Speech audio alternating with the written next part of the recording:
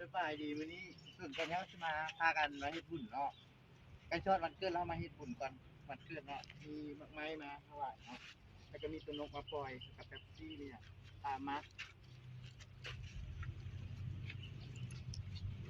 ทางนี้เพิ่นเฮ็ดทางใหม่เนาะทางเข้าใหม่ทางทางสะพีเนาะมาเฮ็ดบุญแถวห้อยเดนมาร์กเนาะ พุทธศรีสุโธ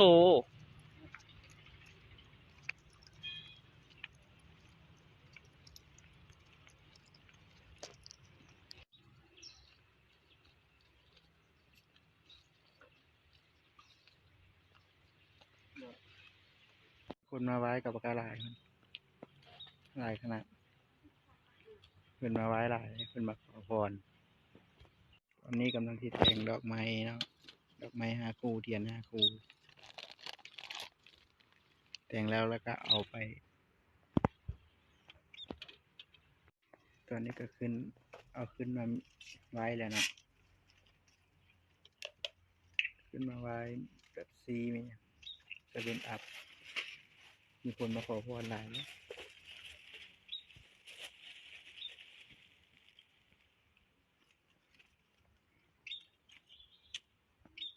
ตอนนี้กำลังสีขอพร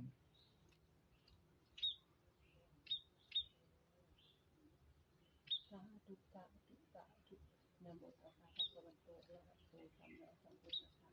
นะโมตัสสะภะคะวะโตอะระหะโตสัมมาสัมพุทธัสสะนะโมตัสสะภะคะวะโตอะระหะโตสัมมาสัมพุทธัสสะมื้อนี้ข้าน้อยชื่อว่าเท้าสายลมนามสกุลเทปัญญาและเท้าสนทลีภูมิสิทธิ์ได้มาขอพรขอให้พวกลูกทั้งสองหาเงินหาคำมีเงินมีคำสุขภาพแข็งแรง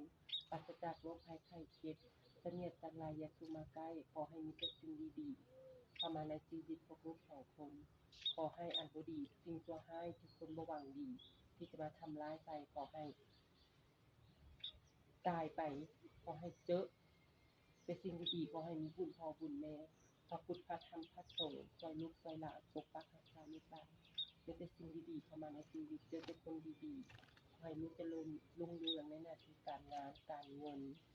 ก็ให้มีเงินมีงานทุกมื้อไอ้แค่ทุกมื้อมื้อนี้ข้าน้อยจะได้เอาดอกไม้9 อย่างเช่นมีมักแตงมะพร้าวมะกล้วยมะนัดมะม่วงก่อนและอื่น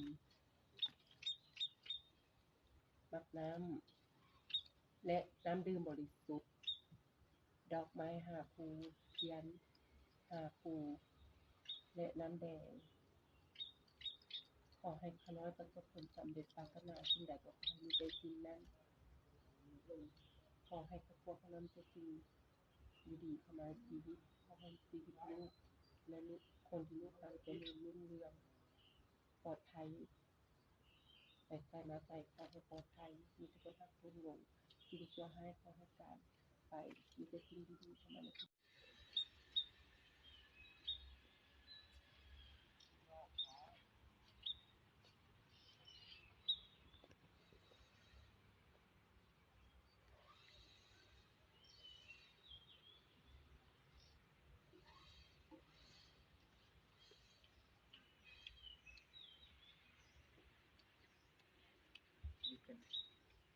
ฝากไปเลยเนาะ